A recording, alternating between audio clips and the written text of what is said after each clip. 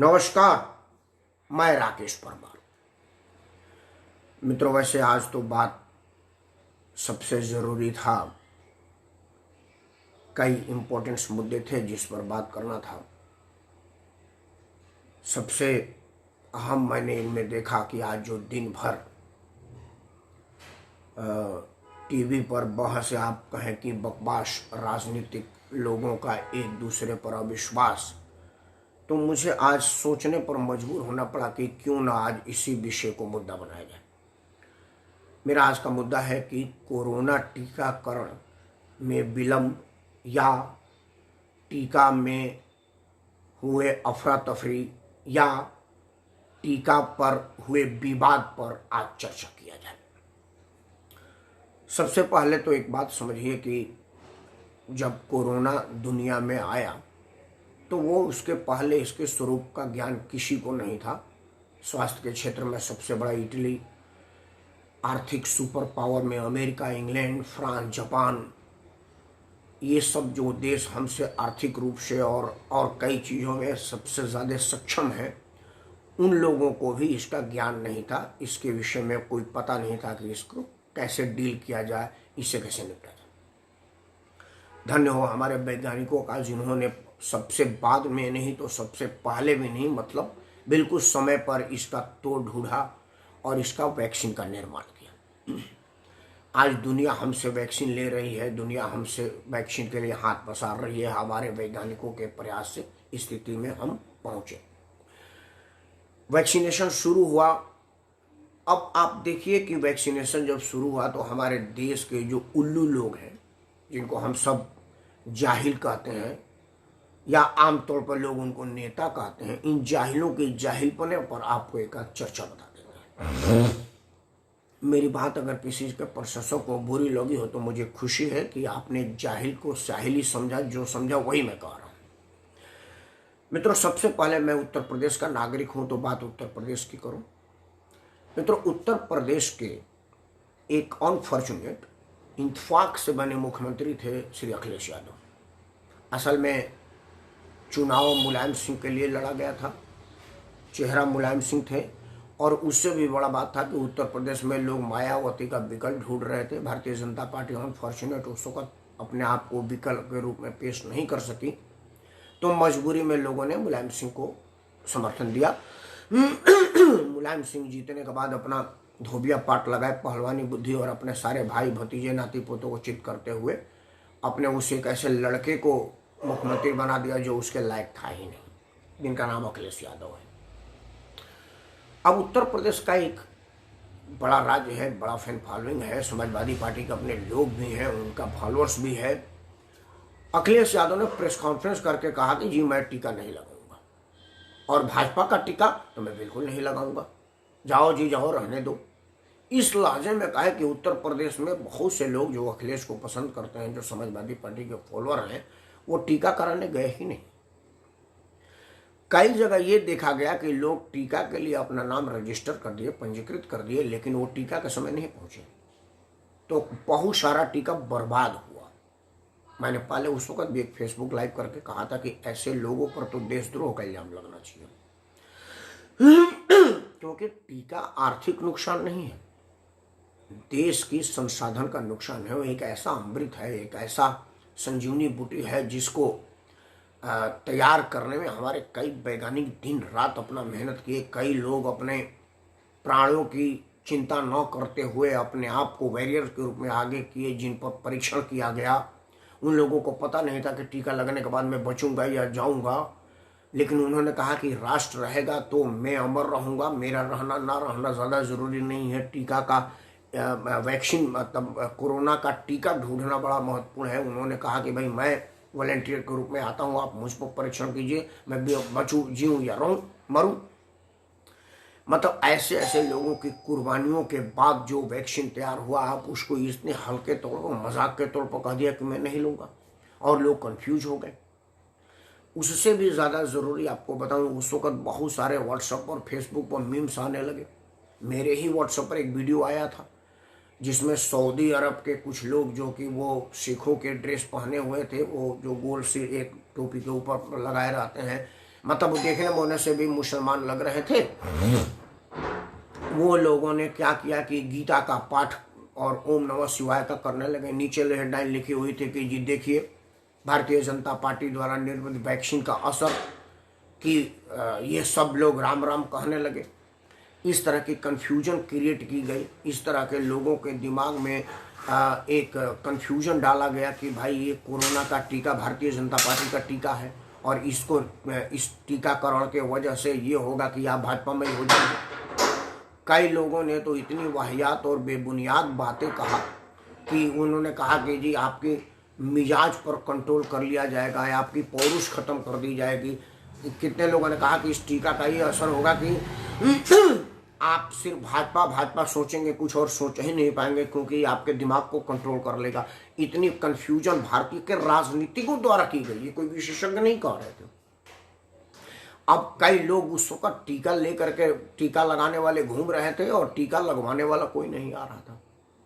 अब जब भारत सरकार ने सोचा कि भाई अब एज बाउंड को धीरे धीरे खोला जाए, पहले उन्होंने कहा था कि भाई 65 वर्ष वाले लोग लगेंगे, फिर हुआ कि 50 वर्ष के लोग लगेंगे, फिर हुआ कि आप 40-50 के ऊपर लगेंगे, अब हुआ कि भाई 18 साल के ऊपर लगा दीजिए।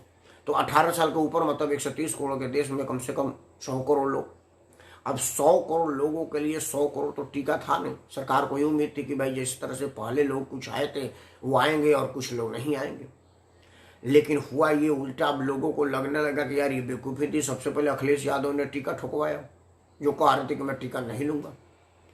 वो सारे के सारे विपक्ष के नेताओं ने सबसे पहले टीका लगवाया और बाद में वो कहने लगे कि नहीं टीका बड़ा जरूरी है जी, ये दुनिया ले रही है, आप भी लीजिए। तो अचानक भीड़ बढ़ गया। मतलब स्थिति ये हो गई उस दूल्हे की जो शुरू में लड़की देखने गया तो उसको लड़की पसंद नहीं आई। खोजते खोजते 2-4 साल लेट हो गया तो वो कोई लड़की उसको पसंद नहीं कर रही है। अब वो सोच रहा है कि कहाँ से खरीद करके कोई दुल्हन लाऊं भाई, जल्दी से जल्दी किसी उड़िया बढ़िया विधवा विधवा कहीं कोई ब्याह हो मेरा। वो स्थिति हो गई है। मतलब हमारे देश के राजनीतिक लोग बकवास करने के लिए राष्ट्र विरोधी काम भी कर सकते हैं। आदमी के अपने ही फैंस फॉलोअर का जान का उनको कोई मतलब नहीं है। उनको इस बात का मतलब नहीं है कि मैं जो बोल रहा हूँ उसका असर क्या हो रहा है। वो बकवास करके चले जाते हैं। आज दिन भर टीवी में भी ये बकवास होता रहा। आज टीवी में बकवास होता रहा कि दिल्ली का चुना हुआ जनप्रतिनिधि प्रेस कॉन्फ्रेंस करके कह रहा था कि हमको टीका नहीं मिला और वो कह रहा केंद्र सरकार का प्रतिनिधि कह रहा कि इनको टीका दे दिया। उससे भी बड़ी बात है कि कई जगह हमारे देशों में ये देखा गया है कि कहीं पर टीका भेजा गया है तो लगा नहीं रहा है और कहीं पर टीका गया ही नहीं और लगवाने वाले लोग आ गए। मतलब ये सरकारों के मिसमैनेजमेंट भी है। इसमें मैं बधाई दूंगा केरल के नर्सों का, केरल के स्वास्थ्य कर्मियों का, जिन्होंने जितना टीका दिया गया था उससे भी 1.5 लाख लोगों को ज़्यादा वैक्सीनेट किया। मतलब ये होता है पढ़े लिखे का मतलब। केरल साक्षरता में दुनिया का सबसे बड़ा राज्य है, मतलब सबसे भारत का सबसे साक्षर राज्य है और वो दिख रहा है वहाँ के लोगों में। मतलब वहाँ पर देखिए एक बूंद वहाँ पर बर्बाद नहीं हुआ। अमूमन वैक्सीन दी जाती है तो 1 में 10 अगर होता है तो उसमें 11 आदमी भर का होता है। वो इसलिए होता है कि आप 2 बूंद निकालेंगे, फिर वो एयर निकालने के लिए 2 बूंद नुकसान होगा, क्योंकि एयर आपके शरीर में अगर इंसर्ट हो गया तो दिक्कत आ जाती है। इस वजह से उसको 2-3 बूंद गिराया जाता है ताकि एयर निकल जाए। केरल की नर्सों ने उस एयर निकालने वाले में 1 बूंद को भी खराब नहीं किया। मतलब वो बाकायदा देखती रही कि कहाँ से एयर का बुलबुला निकल रहा है, उसके बाद हो गया तो रख दी। तो मतलब 10 वैक्सीन में उनको 11 आदमी को वैक्सीनेट करने का मौका मिल गया और वो थोड़ा एक एक बूंद बचा करके उन्होंने 1 लाख के जगह 1,20,000 लोगों को दे दिया। बधाई की पात्र है वो। तब बात है कि वहाँ के नेताओं ने भी नहीं कहा था कि मैं वैक्सीन नहीं लगवाऊंगा जी, ये भारतीय जनता पार्टी का भेजा वैक्सीन है। इस तरह की बकवास हमारे देश में अगर होगा तो किस तरह से हम कोरोना के विरुद्ध लड़ाई लड़ पाए, मैं समझ नहीं पा रहा। उससे भी बड़ी बात कुछ और आया हुआ है।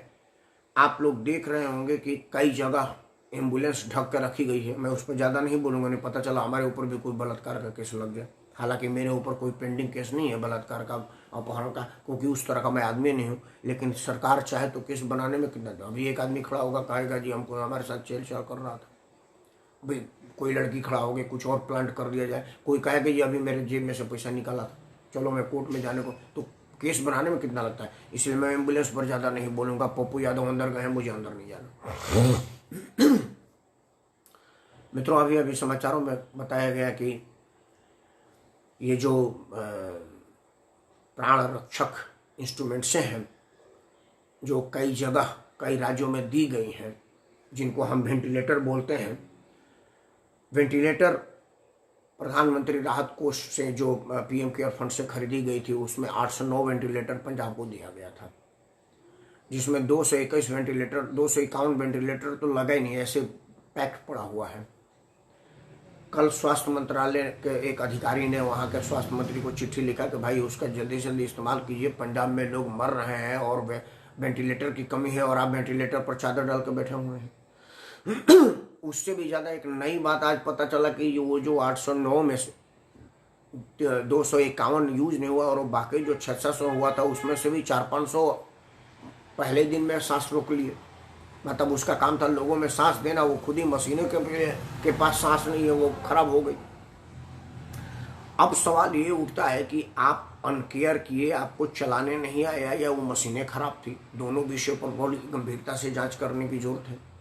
अगर मशीन भी खराब थी तो वो मशीन को आफ्टर सेल सर्विस वाले के साथ क्या समझौता किया गया था कि मशीन बेच करके चले जाओ, हिट एंड रन, आप लो और पैसा कमाओ और जाओ। ये मशीन खराब साल, अमूमन छोटे छोटे कामों का भी 1 साल की गारंटी होती है, मशीनों को तो अभी खरीदे हुए 1-2 महीना हुआ है। तो इस तरह की क्या क्या टर्म्स कंडीशन था, भारत सरकार ये बताएगी, क्योंकि पीएम केयर फंड से अगर खरीदा गया तो ये भारत सरकार की जिम्मेदारी बनती है। और अगर पंजाब सरकार साजिशतन इस मशीनों में कोई तकनीकी खराबी लाई है तो उस मशीन वाले कंपनी के इंजीनियरों को ये बात आकर के कहना पड़ेगा कि हमारी मशीन तो ठीक थी, इसको जानबूझ के खराब बताया गया है। ये भी बहुत बड़ा चिंता का विषय, दोनों ही बहुत चिंता का विषय। अगर मशीन खराब थी तो फिर इतनी जल्दी खराब क्यों हुई, ये भारत सरकार को सुनिश्चित करना होगा कि मशीन की गुणवत्ता इतनी खराब क्यों थी कि वो 1 सीजन में नहीं चल पाई। और अगर मशीन ठीक थी और उसको जानबूझ के खराब घोषित किया गया है, जिस तरह से पंजाब के नहरों में दवाई बहवा दी गई थी, वो अगर उस तरह का हुआ है तो इस विषय में बात करने की जरूरत है और इसका भी बड़ी जवाब आना चाहिए। और ये सरकारी स्तर पर जांच ना हो कि ये फाइल बने, कमेटी बने और पता चले कि साल 6 महीने तक की कमेटी बनती रही और काम करती रही और लोग मरते रहे। हमारे कोरोना टीकाकरण, कोरोना के लड़ाई के विरुद्ध जो खलनायकें हैं उनकी पहचान बड़ा जरूरी है और इनके विरुद्ध एकजुट होकर के लड़ने की आवश्यकता है। अब सारे टीवी में बवाल मचा कि बिहार में एक अस्पताल उद्घाटन के नाम पर अभी तक उद्घाटन नहीं हुआ, वो और भी गलत बात है कि इस कोरोना काल में हम धार्मिक संस्थाओं में, शॉपिंग मॉल में, आज एक स्कूल ने अपने हॉल में बेड का व्यवस्था किया और कहा कि जब तक मेरा स्कूल बंद है इसको कोविड वार्ड घोषित कर दिया जाए। मतलब इस तरह की शानदार व्यवस्था कई जगह हो रही है और आपका अस्पताल में फीता काटने के आदमी नहीं मिला, बंद है। इन सब चीज़ों के विरुद्ध देखना पड़ेगा कि कोरोना वायरस की लड़ाई में खलनायक कौन कौन से हैं और इस चीज़ की पहचान जितनी जल्दी हो सके वो बहुत ज़रूरी है। और ये भारत सरकार की भी जिम्मेदारी बनती है और राज्य सरकारों की भी जिम्मेदारी बनती है कि वो इस चीज़ को बिल्कुल फर्स्ट प्रायोरिटी पर तत्परता से और ईमानदारी से, इसमें कोई राजनीति कारण नहीं होनी चाहिए। क्योंकि अगर इंस्ट्रूमेंटों की खरीदारी में किसी तरह की घोटाला हुआ या किसी तरह की लापरवाही हुई है तो उसको अविलंब सजा दिया जाए। लेकिन भारत सरकार के ट्रैक रिकॉर्ड को देखते हुए मुझे नहीं लग रहा है कि सजा तुरंत दी जाएगी, क्योंकि हम सब ने देखा है कि नोटबंदी में बैंकों में किस तरह के घोटाले हुए हैं। नोटबंदी में तय सीमा समाप्त हो जाने के बाद भी नोट बदली का रोज रोज टीवी पर और स्टिंग पर आप लोग देख ही रहे थे कि नोट बदल रहा था। एक समाचार चैनल पर तो उत्तर प्रदेश के लखनऊ शहर में एक सपा के बड़े नेता के घर बैंक कर्मी खुद ही पैसा लेके जाते हुए पाए गए हैं। हमने अपने आंखों से देखा है कि नोटबंदी में हमारे पास 2 नोट ही 2-2 हज़ार के मिल पाए हैं और कितने लोगों ने 2-2 हज़ार की 2-2 घड़ियाँ जेब में लेकर के चलता हुआ मैं अपने आंखों से देखा हूँ। अब ईश्वर जाने कि वो कहाँ से लेके आए। हाँ मुकेश भाई का नमस्कार।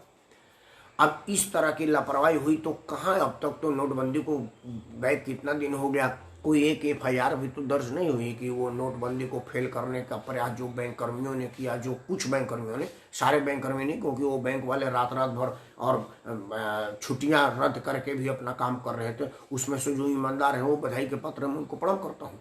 लेकिन उसमें बेईमान भी तो थे जो दबे छुपे, चोरी छुपे, औने पौने दाम लेकर के 1 रुपया का 20 रुपया और 50%, 30% लेकर के नोट बदली किया करते थे। इस तरह का हिसाब तो है, लेकिन क्या करेगा, आरबीआई ने आज तक ये नहीं बताया कि नोटबंदी में नोट आए कितना, डिस्ट्रॉय कितना हुए और हमने नोटों में को मार्केट में उतारा कितना है। ये बात तो सीधा सीधा नरेंद्र मोदी की जिम्मेदारी बनती है, इससे तो मोदी जी बच नहीं सकते। ये मोदी जी को बताना पड़ेगा कि नोटबंदी में अभी तक उन लोगों का क्या हुआ। वो इस वजह से मैं नहीं समझता कि ये पीएम केयर फंड से खरीदे हुए वेंटिलेटर का भी कुछ हो पाएगा क्योंकि सजा के मामले में नरेंद्र मोदी जरूर पिछड़ते हुए नजर आ रहे हैं। मुझे बड़ा अफसोस के साथ कहना पड़ रहा है नहीं तो अगर नरेंद्र मोदी राजनीतिक लाभ हानि या ऊंच नीच फायदा नहीं देखते तो अब तक पश्चिम बंगाल में राष्ट्रपति शासन लग गया होता। अब तक पंजाब में इतनी बेशकीमती मेडिसिन बहाने में कुछ लोगों की गिरफ्तारी हो गई होती, लेकिन अब तक प्राप्त सूचना के अनुसार कहीं कोई एफआईआर भी दर्ज नहीं हुआ है और ना ही केंद्र सरकार ने कोई चिट्ठी लिखा है पंजाब सरकार को कि भाई आपके इलाके में हुआ है लॉ एंड ऑर्डर, चूँकि आपका मामला है उसको जांच करके बताइए कि किसकी लापरवाही थी और कौन से सेंटर से दवाई बहवाई गई थी। इन बात को भी अभी तक किसी ने नहीं उठाया हुआ है। एक तो भारत सरकार की लापरवाही है कि आप मिसमैनेज किए, आप इस चीज़ को विशेषज्ञों के जिम्मे ना होकर के अपने प्रशासनिक अधिकारियों के जिम्मे लगाए और प्रशासनिक अधिकारी फाइल के हिसाब से ही चलता है। वो टमटम के घोड़े की तरह से होता है, जिस तरह से टमटम के घोड़े में ऐसे लगा दिया जाता है वो इधर उधर नहीं देखता, सीधे रोडे पर देखता है। तो ये भारत के आईएएस अफसर वो टमटम का घोड़ा लगते हैं, मुझे वो इधर उधर नहीं देखते, वो एकदम लीक में देखते हैं। अगर किसी विशेषज्ञ को लगाया जाता तो वो विशेषज्ञता के हिसाब से अपनी बात करता और पॉलिसी बनाता और उस तरह से त्रुटियां नहीं होती, क्योंकि वो कहता कि अगर हम हर आदमी को परचेज करने और डिस्ट्रीब्यूशन करने का अधिकार देंगे तो इसमें बेईमानी का चांसेज है, क्योंकि लोग ले करके घर में स्टोर कर लेंगे और फिर बाद में औने पौने दाम में बेचेंगे। ये बात आएगी, ये बात उठेगी, लेकिन ये बात उन्होंने इस विषय पर कभी कोई विचार नहीं किया, इस विषय पर कहीं सोचा नहीं। इस वजह से मैं आपको बताऊं, हाँ संजय जी नमस्कार, इस बात पर मैं आपको बताऊं कि इस चीज़ के लिए कौन जिम्मेवार है और जब तक त्वरित एक्शन ऐसे लोगों के विरुद्ध नहीं लिया जाएगा तो कोरोना की लड़ाई हम नहीं लड़ पाएंगे। हम 130-135 करोड़ लोगों का देश है और 130-135 करोड़ लोगों की सुविधाओं का ख्याल रखना बहुत छोटा टास्क नहीं है, बहुत बड़ा और टफ टास्क है और इसके लिए बड़े जिगरा की जरूरत है। नरेंद्र मोदी का 56 इंची का सीना कहीं कहीं सिकुड़ता नजर आता है, ऐसे मामलों में सिकुड़ता नजर आता है और मैं बड़ा अफसोस के साथ कहना पड़ रहा है मुझे कि इन सब लोगों के विरुद्ध त्वरित एक्शन लेने में, उन्होंने पाकिस्तान में तो तुरंत एक्शन ले लिया, वहाँ 4 आतंकवादी आए उरी का और उन्होंने एयर स्ट्राइक करके वहाँ के लोगों का सत्यानाश कर दिया। लेकिन ये जो पाकिस्तान से भी बड़े पापी हमारे अपने देश में बैठे हुए हैं, हमारा खाते हैं और हमारे नुकसान करते हैं, उनके विषय में कभी उन लोगों ने नहीं सोचा। ये एक सोचने की बात है, चिंता का बात है। मैं आज बहुत ज़्यादा लंबा नहीं बोलूँगा, छोटा बोलने से बात की गंभीरता बनी नहीं, क्योंकि बाद में लोग जो वीडियो देखते हैं 1000-2000 लोग, उनको परेशानी होती है। तो मैं तो सिर्फ 2 बातों पर महत्वपूर्ण ध्यान दूंगा कि टीकाकरण में वो गुनहगार लोग चिन्हित किए जाएं। आमतौर पर लोग जान गया है ये आप ही उनका खिल्ली उड़ा सकते हैं, सरकार उस पर कोई एक्शन नहीं ले सकती, क्योंकि हमारे देश में बकवासबाजी पर कोई प्रतिबंध नहीं है। हमारे संविधान में बकवास करने का फुल स्कोप है, काम करने का आपके पास स्कोप नहीं है। पप्पू यादव की तरह से अगर आप काम करते पाए गए हैं तो आपको जेल हो जाएगा, लेकिन अगर आप बकवास करते पाए गए हैं तो आपको कोई जेल नहीं होगा, क्योंकि अखिलेश यादव कहाँ एफआईआर हुआ। अखिलेश यादव ने तो बाकायदा राष्ट्रद्रोह का काम किया, ये कह करके कि मैं टीका नहीं लगाऊंगा, ये तो देशद्रोह की श्रेणी में आता है। लेकिन कोई सरकार की तरफ से बयान भी नहीं है, एफआईआर भी नहीं हुआ, बयान की क्या मतलब है, कोई एक्शन क्या होगा। लेकिन पप्पू यादव सेवा करते हुए पकड़ा गया है तो भाई उसको जल्दी से जेल में डालो, वो सेवा कैसे कर रहा था।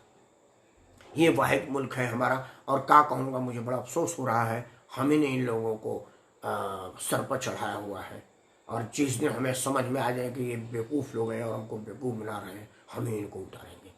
जल्दी से जल्दी आप इनको अपने सर से उतारें। इन्हीं मनोकामनाएं शुभकामनाओं के साथ मैं राकेश परमार ये दुआ करता हूँ कि आपके घर कभी कोई कोरोना छू न पाए, इस महामारी में भी आप सुरक्षित रहें, परमपिता परमेश्वर का आशीर्वाद आपके ऊपर है। धन्यवाद, शुभ संध्या, सदप्रभु।